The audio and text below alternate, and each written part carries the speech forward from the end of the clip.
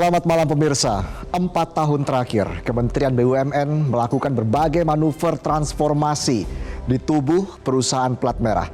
Kebijakan diambil agar BUMN dapat menjelma menjadi salah satu penopang utama kas negara. Hasilnya, realisasi capaian setoran dividen BUMN tahun lalu naik hingga 100% di tengah ekonomi negara-negara dunia yang mengalami perlambatan. Apa sebenarnya resep Menteri BUMN Erick Thohir dalam meramu perusahaan plat merah agar dapat berkontribusi positif bagi ekonomi negara? Anda menyaksikan Special Report Erick Thohir, Gaspol BUMN bersama saya, Valentinus Reza.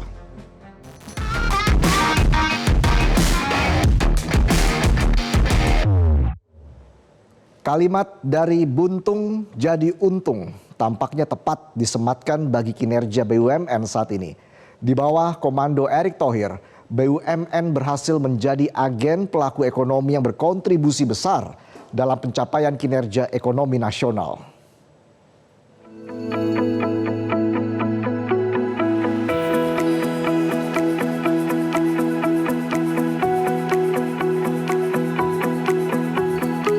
Transformasi menyeluruh yang dilakukan Badan Usaha Milik Negara atau BUMN mulai membuahkan hasil.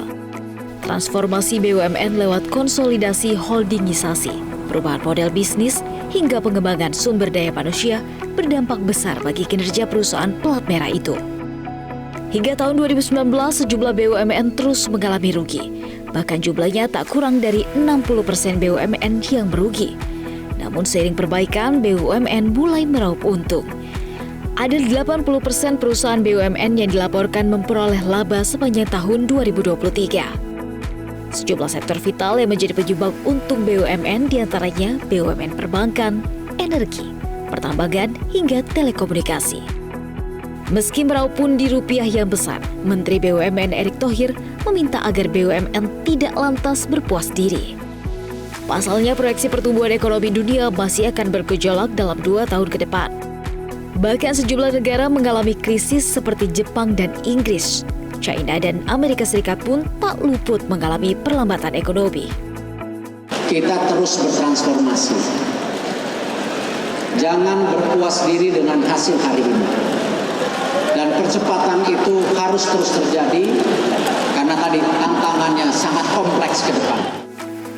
Erick pun memasang target baru bagi perusahaan plat merah yang harus menaikkan dividennya ke angka 85 triliun rupiah di tahun 2024. Berdasarkan data laporan BPK selama periode 2014-2022, tercatat 10 perusahaan plat merah dengan setoran dividen paling jumbo, 5 perusahaan bersifat privat dan sisanya go public. Di antaranya BRI, Pertamina, Telkom, Bank Mandiri, BNI, PLN, Pupuk Indonesia, PGN, Jasa Raharja, dan Pegadaian. Erick kembali mengingatkan, BUMN tak boleh jadi menara gading. BUMN tetap harus mendukung keseimbangan usaha terhadap sektor swasta dan UMKM, sehingga BUMN harus fokus pada bisnis inti masing-masing agar tidak mematikan usaha swasta dan UMKM.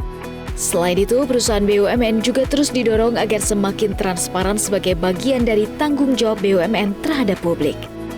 Kita terus mendorong keterbukaan informasi sebagai bagian good corporate governance. Kita bisa lihat diawali hari itu kita awali cuma 400.000 lebih. Sekarang angkanya sudah 1,5 juta. Artinya inilah yang kita harapkan, perusahaan BUMN makin hari makin transparan.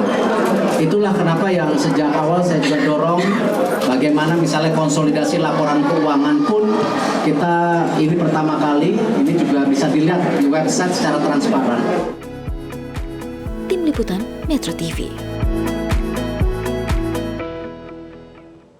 Di sisi lain, Menteri BUMN Erick Thohir menyebut tantangan ekonomi global sangat menyeramkan. Erick Thohir meminta BUMN dapat mengantisipasi tantangan ekonomi dunia.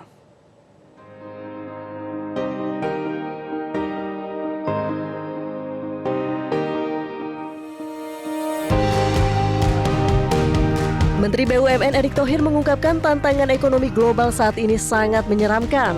Kondisi ekonomi dunia berada pada level yang sangat menantang bagi Indonesia. Menurut Erik, ekonomi dunia saat ini penuh dengan ketidakpastian. Ditambah lagi persaingan dunia usaha juga makin tajam. Ancaman terbesar adalah perang tarif antara negara-negara besar di dunia. Kalau kita lihat sekarang globalisasi makin serem. Ya, kita sudah bicara lihat bagaimana tahun depan yang nama ekonomi ini cukup ya menantang.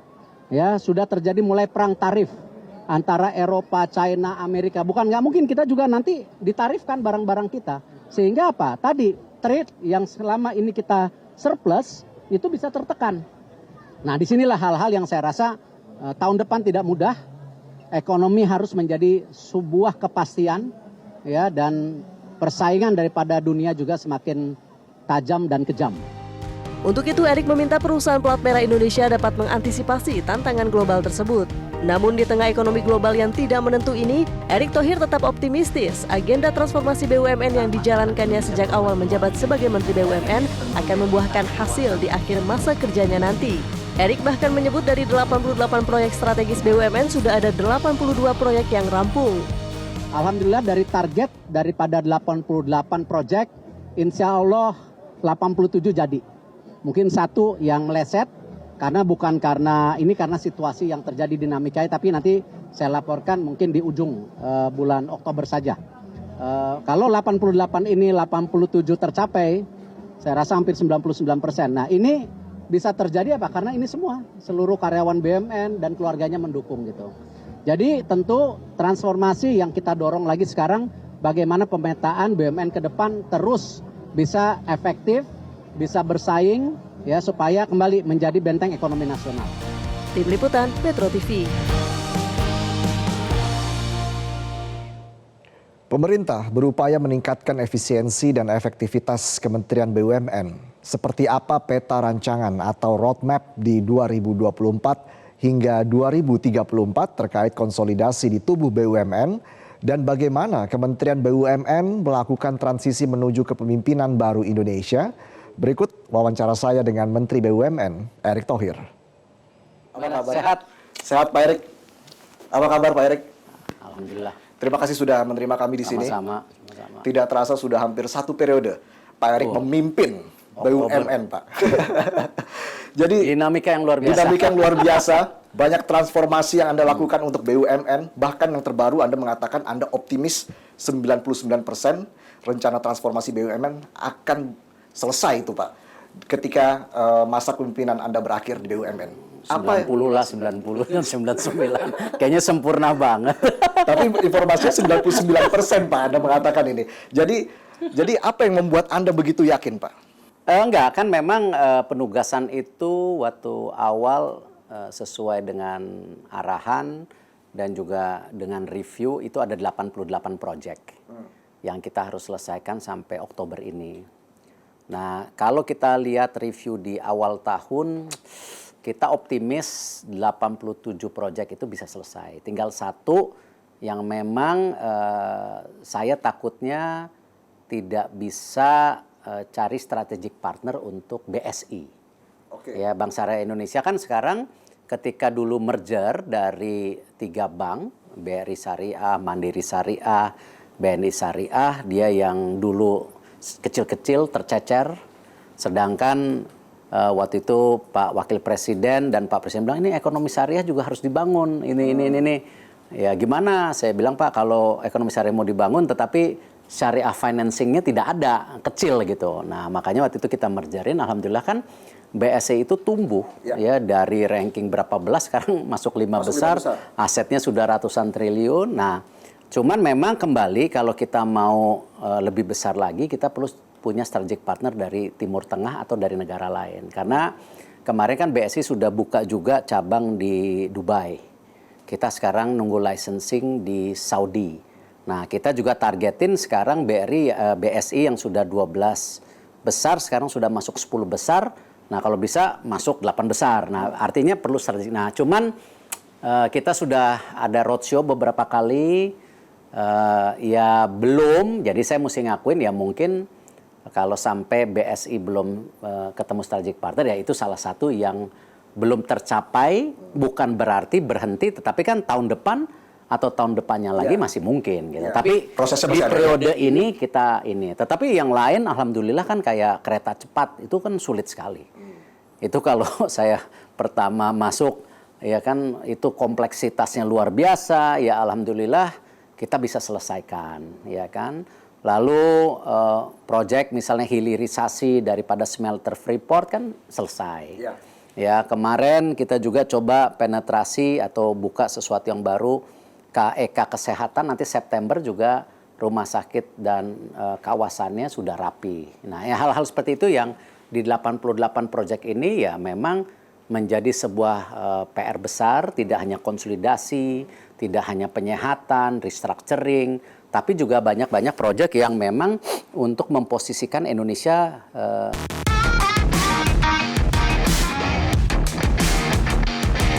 didukung oleh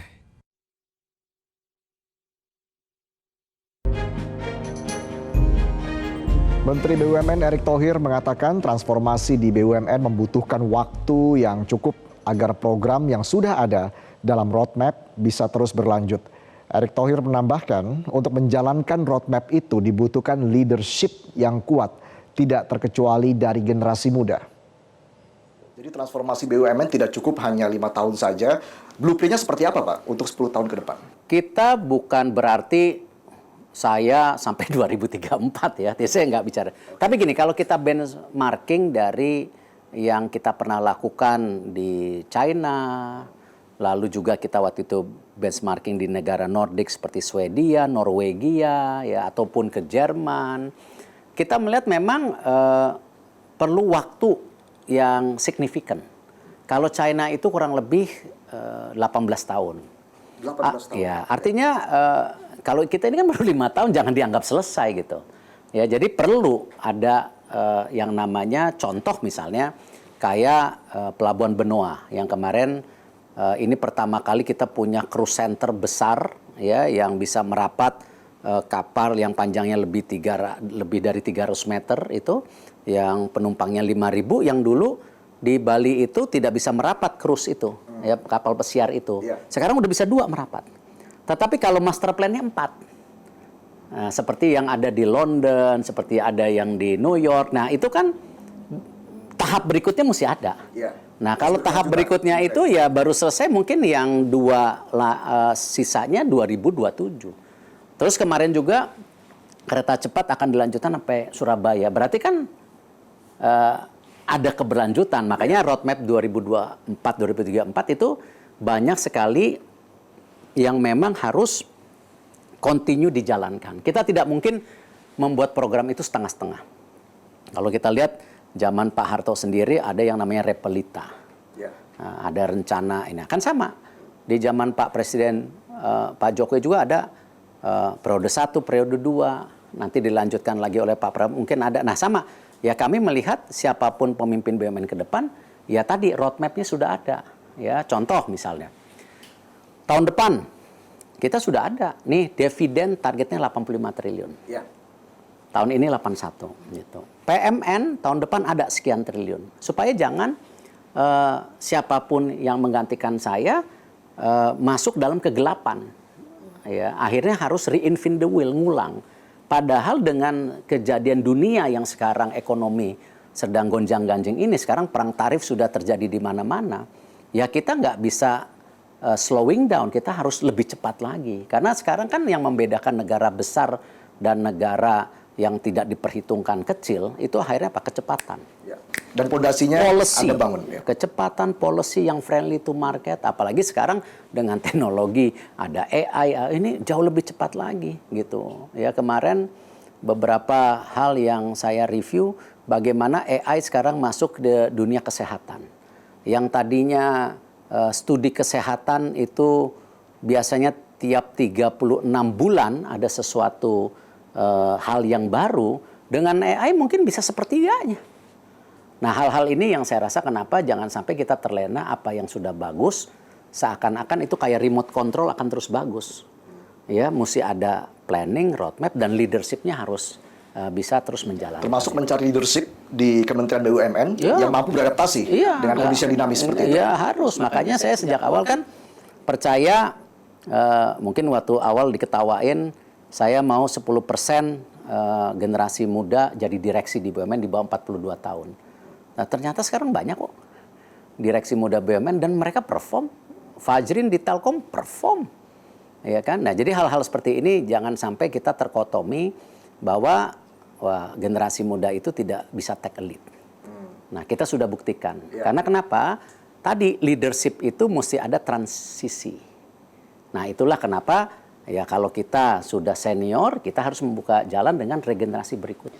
Bagaimana dengan ada juga pertanyaan dari masyarakat kan, apa sih sebenarnya yang menjadi kriteria untuk menjadi komisaris ataupun petinggi BUMN, karena kebanyakan juga lebih banyak terkait dengan koneksi politik dan sebagainya. Bagaimana Anda menjawab ini? Dinamika itu terbuka. Kan kita selama tidak menyalahi aturan yang ada, itu kan komposisinya balance. Contoh, kadang-kadang kan orang melihat hanya perwakilan publik yang tadi atau kelompok. Tetapi kadang-kadang tidak melihat, oh komutnya Bank Mandiri siapa ya? Pak Khatib Basri bekas Menkyu. Sekarang komisarisnya PLN siapa? Oh, Pak Agus Martowadoyo bekas Gubernur BI dan Menteri Keuangan. Nah, kadang-kadang terlupakan komposisi balance antara komisaris profesional, komisaris yang perwakilan dari kementerian, ataupun yang perwakilan masyarakat. Nah, perwakilan masyarakat ada dosen, ada dari partai politik, karena aturannya tidak menyalahi partai politik boleh, asal dia tidak masuk ke dalam struktur. Ya, dinamika itu kita terbuka. Nah, yang tidak boleh terjebak, ketika mereka masuk ke sebuah sistem yang kita bangun, mereka tidak ada tentu pengertian kepada corporate policy. Makanya kita juga menyiapkan yang namanya BUMN Forum Human Capital, di mana semua direksi BUMN dan komisaris BUMN harus ada training ulang. Jadi perwakilan masyarakat juga di training ulang, ada classroomnya. Jadi dia tahu do and don'ts-nya gitu. Nah, ini yang kita dorong, kenapa? Meningkatkan standarisasi. Dan penempatannya juga harus tepat sasaran. Harus tepat sasaran. Dan itu ya dinamika. Saya nggak bisa mendinai boleh dan tidak. Selama aturannya boleh, ya kita nggak menyalahi. Gitu. Baik. Pak Erik, faktor modal dan akuntabilitas BUMN juga menjadi faktor penting, Pak. Ini bagaimana Anda membenahi dua hal tersebut untuk perbaikan kinerja BUMN ke depan? Sejak awal saya mendorong yang namanya pencegahan itu melalui KPK, ya. Karena ya kembali bagaimana misalnya laporan harta kekayaan pejabat BUMN yang tadinya hanya di holding sekarang ke anak cucu. Itu salah satu faktor yang namanya pencegahan. Ya, transparansi daripada data keuangan decision maker yang ada di BUMN. Tetapi ya kita melihat kerjasama kami dengan kejaksaan itu salah satu yang kita pilih waktu itu, tidak hanya menangkap oknum, tapi ingin memperbaiki proses yang terjadi supaya lebih baik. Contoh misalnya kasus Garuda. Kita nggak hanya menangkap, ya, tetapi kan bagaimana Garuda ini bisa diselamatkan dan bisa recovery. Ya, tahun 2023 Garuda itu sekarang net profitnya 4,1 triliun. Yang dulu ya karena kasus korupsi, termasuk kebijakan bersih-bersih BUMN ini. Ya itu yang kita lakukan sama kejaksaan. Bayangkan Garuda itu harga leasing pesawatnya termahal di dunia sampai 23%, kalau kita benchmarking dengan negara-negara lain hanya 8%. Come on. Nah, inilah kenapa tadi dengan kejaksaan program bersih-bersih ini tidak hanya oknum tetapi melakukan perbaikan daripada SOP. Ya kita berharap di kemudian hari karena udah ada kasus dan ada SOP-nya, mereka harus tahu do and don'ts-nya gitu. Ada 2 dapen ya yang Anda laporkan saat itu? Dapen ada 8. Ada 8, udah kejagung ya.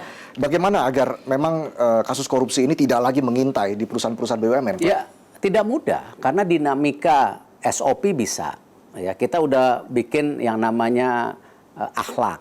Ya, tapi kan masing-masing individu itu, personification masing-masing individu ini kan ya tidak bisa semuanya sama. Ya. Oke, tahun Oknum-oknum selama itu tidak sistematik, ini oknum, nah itu yang kita harus tentu berani ambil tindakan. Kalau ada sistematik ya itu ada harus correction, gitu kan? Nah ini yang kita lakukan. Baik. Di tahun 2023, tahun lalu Pak, BUMN berhasil menggugurkan dividen melampaui target awal 49 triliun rupiah, mencapai 81 triliun rupiah. Tadi kita sudah singgung di awal ya Pak. Sektor mana Pak yang paling menunjukkan performa signifikan? Memang perbankan, telco masih menjadi tulang punggung. Baru-baru ini kita bisa lihat sekarang dari pertambangan. Karena memang energi hilirisasi ini sudah mulai terasakan. Ya, ke depan saya berharap dari sektor perkebunan, ya BUMN punya kelapa sawit juga, ya. Kalau kemarin di benchmarking sama swasta jauh banget, padahal lahan BUMN itu 600.000 hektar gitu. Nah, kita coba konsolidasi dari 13 perusahaan PTPN sekarang kan tinggal 4 dan terbagi jadi holding, Palmco, Sugarco dan lain-lain. Dan hasilnya kemarin saya periksa bukunya sudah sudah profit 1,7. Tetapi itu kan harus membayar cicilan hutang yang dulu 40 triliun. Jangan lupa loh, ini restrukturisasi hampir 15 tahun itu. Nah, ini hal-hal seperti ini kita harapkan ada sumber-sumber lain yang kita benchmarking dengan private sector, dengan market, ya, agar BUMN ini profesional dan transparan, dia juga bisa mulai menghasilkan ke depan. Nah, ini yang kita dorong. Bagaimana dengan sektor pariwisata Pak? Apa tantangannya? Pariwisata, saya rasa kita harus duduk bersama. Kalau Thailand bisa 28 juta kalau tidak salah, Malaysia kemarin saya cek 30 juta, kita hanya 11 juta, ya kita harus bisa. Ya, jadi saya dengan Bu Sri Mulyani, dengan Menteri SDM, pernah mencari solusikan bagaimana PLN dan Pertamina bisa sehat. Ya, nah saya rasa Menteri Pariwisata, Menteri Perhubungan bisa duduk bersama, ya, untuk membuat yang namanya roadmap bersama. Dan kebetulan waktu itu kan saya 1,5 bulan diminta untuk menggantikan Pak Luhut. Ya, salah satu kita bikin terobosan yang namanya Tourism Fund. Ya, waktu itu, ya kan. Artinya apa? Ketika kita ingin bersaing dengan negara-negara lain untuk tourism, tidak hanya kita mengandalkan tentu keindahan alam kita, kepribadian kita, tetapi juga infrastruktur harus dibangun dan mesti ada apa? Event yang ditarik. Ya. Nah, jadi kalau negara lain bisa, nah tapi ini mesti duduk ke sana policy-nya gitu. Karena BUMN kan mengelola airport. Pelabuhan tadi yang saya sampaikan. Itu terkendali polisi ya, kan? Okay. Lalu kita juga mengelola Borobudur. Ya. Kita sekarang sudah mengkonsolidasikan hotel sampai 123 hotel yang di bawah BUMN yang tadi bersendiri-sendiri. Nah, ini sebuah ekosistem yang sangat besar yang saya rasa kita bisa buktikan kalau kita duduk bersama bisa. Buktikan Taman Mini ketika Pak Pratik Mensesnek meminta kita masuk bersama Pak Bas, Taman Mini sekarang menjadi atraksi yang luar biasa. Bahkan air mancurnya kemarin saya nggak tahu ini netizen 5 terbaik di dunia gitu. Ini katanya netizen, ya kan? Jadi kita bisa sebagai bangsa dan yang namanya pariwisata itu bisa menjadi sebuah alternatif saya rasa. Selain hilirisasi, selain ekonomi digital dan lain-lain.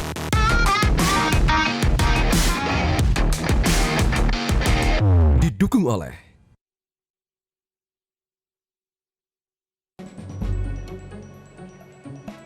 Pemirsa, Anda masih di Special Report. Pemerintah berupaya melakukan penyehatan bisnis BUMN karya pasca ditimpa sejumlah masalah keuangan.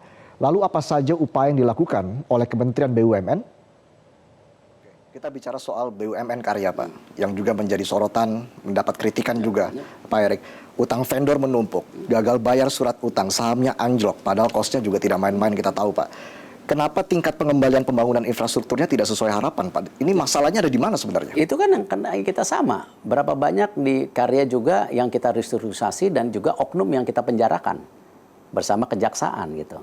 Nah, tapi kan kita tidak boleh terjebak seakan-akan infrastruktur ini gagal, nggak boleh. Kalau kita lihat sekarang bagaimana kemarin mudik bersama dengan ketingkatan mudik yang naik lagi berapa belas persen kemarin. Tingkat kepuasan publik itu 91% loh. Dan apa yang terjadi? Semua menggunakan jalan tol juga kebanyakan, ya. Selain dari transportasi darat, laut, segala. Nah, artinya ada efek kontribusi pembangunan infrastruktur ini yang dirasakan, impact. Dan kalau kita lihat dari data-data ekonomi di Sumatera, ketika yang namanya jalan tol ini terjadi, peningkatan daripada kebutuhan listrik itu meningkat. Artinya ada industri yang terjadi. Ada juga yang namanya retail atau perdagangan terjadi. Nah, jadi itu dinamika yang terjadi. Nah, tinggal bagaimana kita menata ulang. Itulah kenapa di RUU BUMN yang sedang digodok, dan saya juga ketemu Bu Sri Mulyani beberapa waktu yang lalu, bahwa kita harus punya kesepakatan ketika ada penugasan dari kementerian tidak bisa langsung ke perusahaan BUMN-nya. Harus disepakati antara Menteri Keuangan, Menteri yang menugasan, dan Menteri BUMN. Jadi masalahnya ini banyak penugasan. Iya, kita harus cari solusinya gitu. Nah, karena kalau enggak juga gini, kita nggak boleh salah-salahkan. Yang tol di Jawa waktu dulu itu bukan BUMN yang punya, private sector. Tapi private sector waktu itu tidak membangun. Akhirnya kita harus selamatkan waktu zaman Pak Presiden. Nah, kembali hal-hal seperti ini harus ada solusi. Bukan berarti saya anti private sector. Buktinya saya membangun kawasan ekonomi khusus kesehatan di Sanur. Private sector banyak yang bangun kliniknya kok, bukan kita. Nah, tapi bagaimana sebuah program itu harus benar-benar diteliti ulang seperti apa impact-nya dan seperti apa pendanaannya. Tidak mungkin yang namanya proyek infrastruktur itu didanai oleh short term. Sedangkan yang namanya IRR buat jalan tol itu baru cash flow positif itu baru tahun ke-8. Nah, artinya dinamika seperti ini yang kita perbaiki. Nah, makanya kita sedang Wika Waskita restrukturisasi ulang. Ya, kemarin dari perbankan, dari surat hutang sudah mulai ada jalan keluar. Lalu kita konsolidasikan HK nanti sama Waskita, ya kan. Terus ada juga PP dengan Wika, jadi kita konsolidasi. Dan untuk penyelesaian vendor-vendor pun sekarang yang namanya PNM atau pinjaman dari perbankan tidak lagi ke korporasi, tapi ke proyeknya.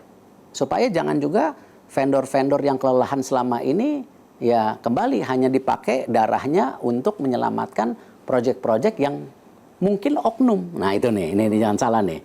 Ya bukan policy, oknum. Nah itulah yang kita sikat. Dan itulah yang kita perbaikin juga bagaimana vendor-vendor ini bisa mulai mendapatkan tadi perputaran dananya dengan sehat. Ya, karena nggak mungkin kita tidak coba menyelesaikan. Nah, hal-hal seperti ini ya, kalau dari roadmap yang kita bisa lihat, HK dengan Waskita itu, kalau terjadi konsolidasi yang baik, 2027 dia sudah bisa mulai dividen. 2027. Nah, tapi kan perlu waktu 2,5 tahun untuk konsolidasi asetnya. Nah, hal-hal seperti ini yang memang ya kembali saya tidak bisa membela diri kesuksesan saya di sini karena tim saya, karena stakeholder yang mendukung, kementerian lain mendukung ya. Tapi ini semua perlu proses gitu. Oke. Ada tidak sih Pak sanksi berat kepada perusahaan BUMN yang memang merugi begitu Pak? Anda kan juga bisa menggugat direksi BUMN. Ya, gini, salah satunya yang upaya kita lakukan. Kalau dulu bonus itu dibayar di muka, sekarang tantim perusahaan BUMN itu dikaitkan dengan performance perusahaan, ya apakah ada cash-nya, ada dividennya, dan itu dicicil. Jadi nggak one time. Jangan sampai direksi juga yang merasa ini eranya dia udah mau habis, dia tarik semua keuntungannya di depan. Sedangkan cash flow perusahaan atau modal kerja perusahaannya nanti kering di kemudian hari. Nah ini yang terjadi di BUMN. Nah kita sekarang coba perbaikin. Ya. Jadi menata ulang bagaimana skim daripada salary, bonus, dan bahkan tadi ya kalau yang nakal-nakal ya itu ada bapak-bapak kejaksaan yang membantu. Gitu, langsung dilaporkan tapi seperti itu. Jangan sampai ini menjadi ancaman terus. Kalau kita percuma. Kita ngancam-ngancam tetapi kesejahteraan tidak terjadi. Ya. Tapi ada efek jerah yang pasti harus. itu. Ya. Dan itulah kenapa saya percaya ya tugasnya BUMN ini kan sebagai korporasi ya yang sering disalahartikan ya mesti sehat.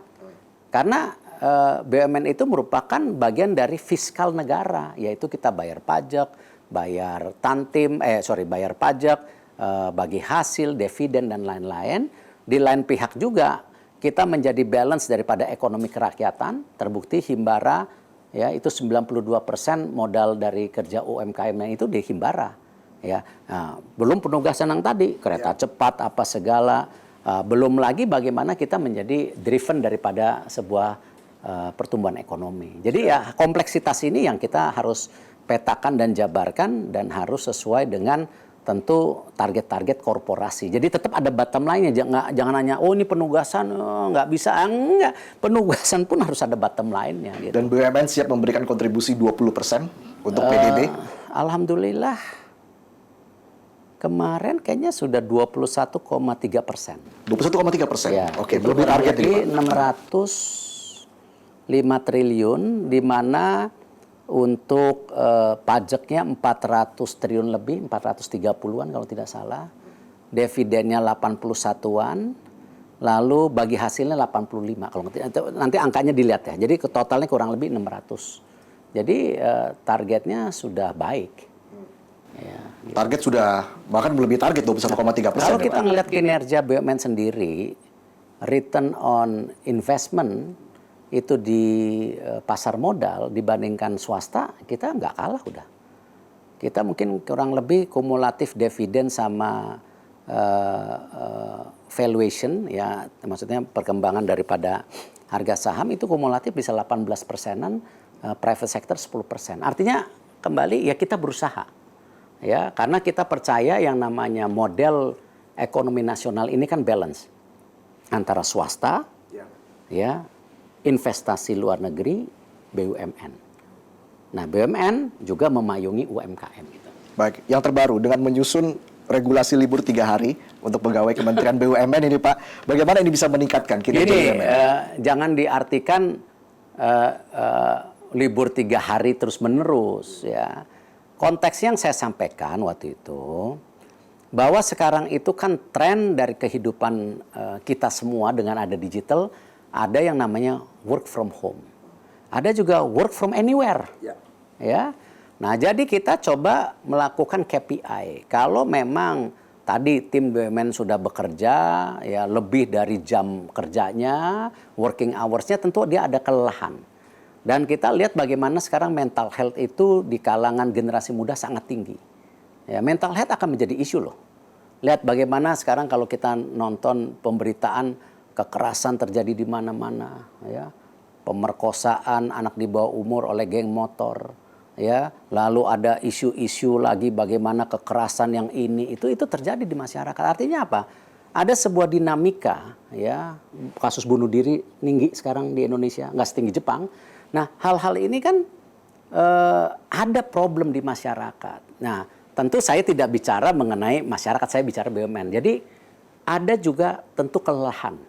Ya, mungkin di pegawai BUMN yang akhirnya kita coba ya kasih bonus scheme, ya bahwa ketika dia sudah melebihi jam kerjanya, ya dia bisa register, mendaftarkan untuk libur tambahan 1 hari. Jadi bukan tiap minggu. Bukan tiap minggu ya.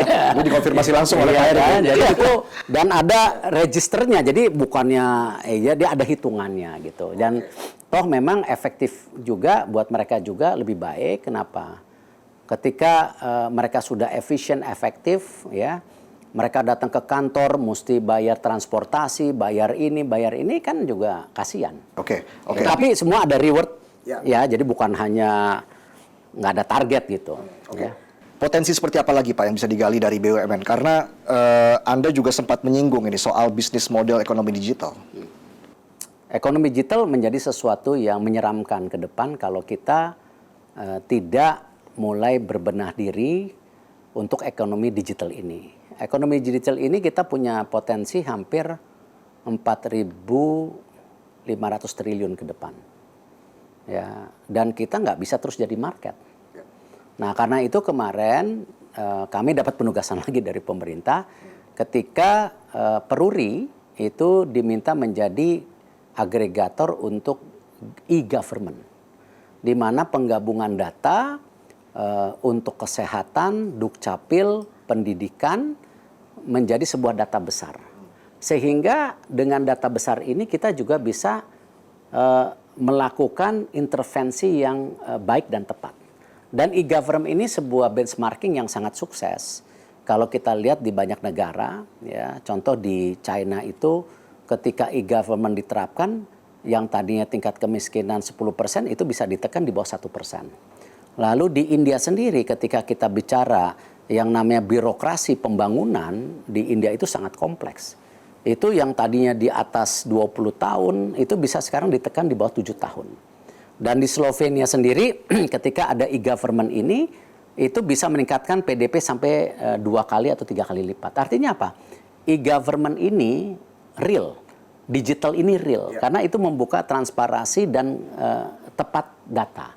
Dan apalagi sekarang dengan adanya AI, ini sebuah percepatan yang luar biasa yang kadang-kadang juga kita tidak boleh menutup mata kita gitu. Tapi mensinergikan lintas kementerian ini akan menjadi tantangan tersendiri ya Pak? Sama ketika kita membenahi daripada policy energi, policy pariwisata. BUMN ini kan saya bercanda sama Bu Sri Mulyani. Bu Sri Mulyani itu kan sebagai owner. Dia bisa mentop, ini kita suntik kalau nggak gitu kan. Kalau BUMN ini kan kita pelayan, semua menteri kita layanin gitu. Nah tetapi jangan juga karena kita melayani kita tidak ada tolak ukurnya. Nah itu yang saya betulkan sekarang dan saya terima kasih kepada menteri-menteri terkait yang bisa memberi kesempatan saya melayani tetapi juga mengkoreksi gitu. Yang jelas kebijakan bersih-bersih BUMN akan terus diperkuat ke depan. Ya harus karena dengan perbaikan sistem yang ada tetapi kalau human capitalnya masih bobrok ya itu yang kita takutin gitu. Ya, lalu seperti apa hasil dari bersih-bersih dan transformasi tata kelola manajemen di perusahaan plat merah? Sudahkah membawa hasil yang signifikan terhadap kinerja BUMN? Berikut kami paparkan datanya pemirsa. Kita lihat bersama tren positif setoran dividen BUMN ke kas negara tahun 2019 mencapai angka 80,7 triliun rupiah, walaupun mengalami penurunan hingga 2022 di angka 40,6 triliun rupiah. Namun di 2023 Kementerian BUMN telah merealisasikan setoran dividen sebesar 82,1 triliun rupiah. Angka tersebut naik 102,1% dibandingkan dengan setoran dividen pada tahun 2022. Ada beberapa BUMN yang telah menunjukkan peningkatan kinerja seperti Pertamina, PLN, Pelindo. Fokusnya memang bergeser dari perubahan struktural menuju peningkatan kinerja dan kontribusi dividen BUMN yang telah diholdingkan. Sehingga tujuan utamanya adalah memperbanyak BUMN yang memberikan kontribusi signifikan terhadap dividen negara. Menteri BUMN Erick Thohir juga merampingkan BUMN dengan total 65 perusahaan per Oktober 2023 dari sebelumnya yang mencapai 74 BUMN di 2022. Kalau saya jelaskan secara rinci, BUMN berstatus go public sebanyak 13 perusahaan, BUMN Persero tertutup mencapai 25 perusahaan, BUMN Perum sebanyak 11 perusahaan, dan BUMN yang dikelola PPA sebanyak 13, lalu dana reksa 3 BUMN. Hingga Oktober 2023, Kementerian BUMN juga telah menyelesaikan sejumlah aksi korporasi utama dalam rangka penyelarasan dan restrukturisasi portofolio BUMN. Terbaru, Kementerian BUMN menggabungkan 13 perusahaan di bawah holding Perkebunan Nusantara PTPN 3, Persero menjadi 2 subholding yaitu Palmco dan Supporting Co. Erick Thohir menargetkan perusahaan plat merah hanya berjumlah sekitar 30 entitas dalam peta jalan BUMN atau roadmap BUMN 2024-2034. BUMN yang jelas harus memiliki 3 hal. Pertama, sehat agar bisa berkontribusi terhadap fiskal melalui pajak dan dividen. Kedua, memberikan sumbangsih pertumbuhan ekonomi. Dan terakhir, penggerak ekonomi kerakyatan. Ada 92% kredit ultra mikro disalurkan oleh BUMN dan perusahaan anak. Apa dampak dari perampingan BUMN terhadap kinerja perusahaan-perusahaan plat merah? Dan bagaimana pemerintahan selanjutnya dapat meningkatkan kinerja Kementerian BUMN yang sudah membaik di era Erick Thohir? Kita akan membahasnya sesaat lagi setelah jeda.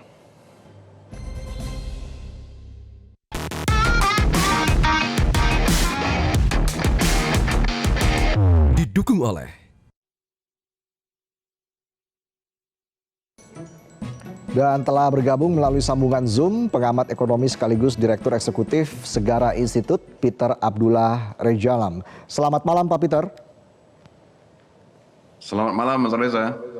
Baik, Pak Peter, sejauh ini dari analisa Anda bagaimana kinerja perusahaan-perusahaan BUMN di bawah kepemimpinan Erick Thohir, khususnya mengimplementasikan good corporate governance pada BUMN?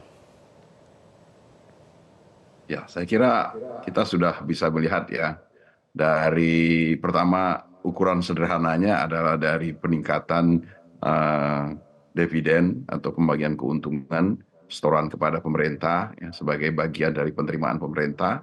Dan yang kedua adalah kalau kita lihat dari perkembangan dari satu persatu perusahaan-perusahaan BUMN yang saya kira juga menunjukkan kinerja yang sangat baik ya, terutama pada perusahaan-perusahaan BUMN, Bank Himbara, Pertamina, Telkom, saya kira menunjukkan kinerja yang baik, walaupun ada beberapa BUMN yang menunjukkan kinerja ya atau mengalami permasalahan-permasalahan ya. Walaupun kalau menurut saya khususnya untuk perusahaan-perusahaan BUMN karya itu tidak bisa sepenuhnya disebutkan sebagai kinerja buruk dari BUMN-nya, karena permasalahan itu muncul dari penugasan-penugasan yang diberikan kepada BUMN karya tersebut. Jadi ukuran dari kinerja dari BUMN itu adalah tidak hanya semata dilihat dari kondisi keuangan. Soal BUMN karya ini bagaimana evaluasinya ke depan atau bagaimana meningkatkan kinerja dari BUMN karya, Pak Peter? Kinerja BUMN karya ini nggak bisa kita sebut sebagai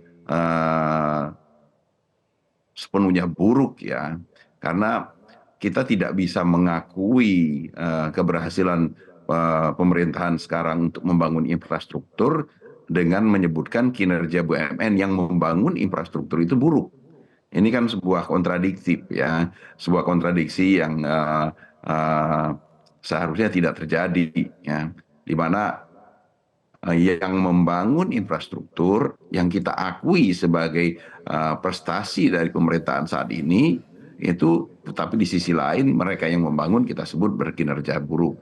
Nah, kinerja dari BUMN karya ya yang sekarang ini bermasalah itu sebenarnya lebih disebabkan oleh tidak balance-nya antara penugasan dan apa yang diberikan oleh pemerintah kepada BUMN tersebut. Jadi ini sederhananya gini, BUMN karya ini diberi tugas, tapi nggak dikasih duit, ya.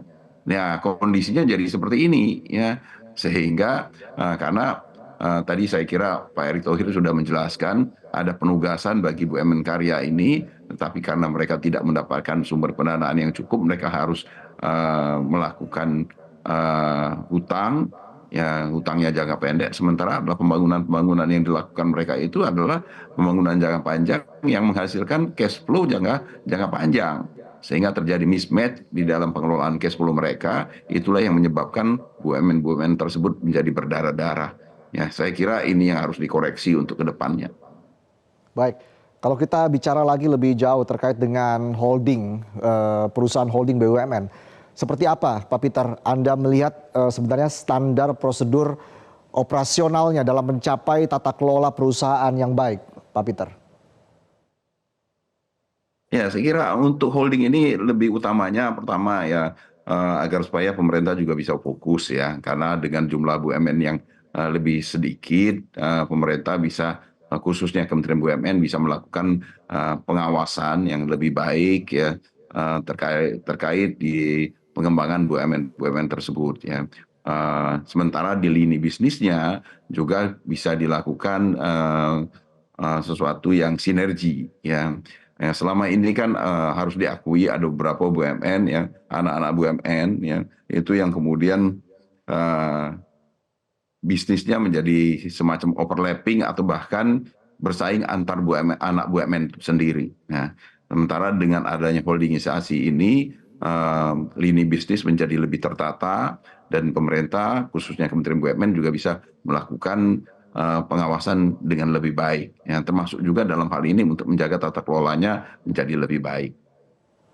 Kita bicara soal Himbara, Bank Mandiri, BRI dan BNI masuk dalam World's Best Bank begitu. Tapi sebenarnya tantangan ke depan bagi Bank Himbara ini apa Pak? Apa tantangan terberatnya bagi Himbara? Kalau untuk kita bicara tentang bank ya, ini memang bisnis yang unik ya untuk di Indonesia. Ya, perbankan kita ini sangat baik ya, dengan kinerja yang tadi disebutkan diakui di level dunia ya. Tetapi persoalannya adalah perbankan kita ini tidak mampu untuk bersaing secara global ya. Perbankan kita ya hanya tanda kutip jago kandang ya. Karena memang ini tidak bisa disalahkan banknya. Kondisi sistem keuangan kita mendorong kita seperti itu, yang menjadikan kita menjadi semacam jago kandang. Nah, ini yang menjadi tantangan ke depan, saya kira, bagaimana kita mendorong perbankan kita ini tidak hanya sekedar jago di dalam negeri, tetapi juga bisa bersaing di luar negeri, menjadi bank-bank global yang mampu berkiprah di dalam sistem keuangan global. Tetapi hal itu tidak hanya semata ditentukan oleh Kementerian BUMN atau pemerintah, tetapi juga harus kita sesuaikan dengan kondisi kebijakan moneter fiskal kita. Menuju masa transisi kepemimpinan yang baru di Indonesia, apa yang sebenarnya harus menjadi prioritas yang akan dipersiapkan oleh BUMN, Pak Peter? Menurut saya yang harus menjadi prioritas adalah ketegasan kita menempatkan BUMN. Ya. BUMN kita ini kan agak unik ya, berbeda dengan BUMN-BUMN di negara lain, di mana BUMN kita ini tidak semata berfokus pada komersial, ya, mencari profit, ya, tetapi juga memiliki peran ganda sebagai perpanjangan tangan pemerintah melaksanakan tugas-tugas pemerintah. Ya. Hal ini harus diseimbangkan. Ya. Saya kira apa yang disampaikan oleh Pak Erick Thohir tadi, saya kira itu menjawab hal itu. Ya. Pemerintah tidak bisa sekedar hanya menugaskan semata, ya, seperti yang pernah terjadi misalnya terhadap BUMN karya kita. Tetapi penugasan-penugasan itu juga harus diimbangi dengan mempertimbangkan bahwasanya BUMN-BUMN ini adalah termasuk pendorong, ya, katalisator di dalam perekonomian kita, ya. Sehingga penugasan-penugasan yang imbangi dengan treatment, ya, oleh pemerintah kepada BUMN tersebut, agar supaya BUMN ini bisa menjalankan fungsinya dengan baik, ya, sebagai badan usaha, sebagai agen pembangunan, tetapi juga bisa melaksanakan tugas-tugas dari pemerintah. Pak Peter, lalu ke depan bagaimana meningkatkan lagi kinerja dari BUMN yang saat ini sudah membaik begitu ya di era Erick Thohir ini, Pak Peter? Ya, tadi dengan melaksanakan, saya kira ini proses ya, untuk perbaikan dari BUMN itu membutuhkan proses panjang ya, tidak mungkin juga kita melakukannya dalam waktu yang sangat instan ya.